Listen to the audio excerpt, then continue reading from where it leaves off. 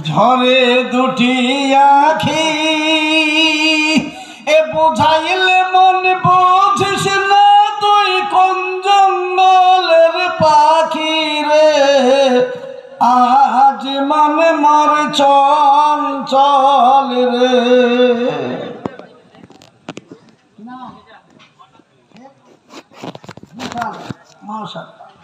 খাট পালঙ্ক শুকনো পাটের দড়ি এ আত্মীয় স্বজনে মিলে রেখে আসবে আপন বাড়ি রে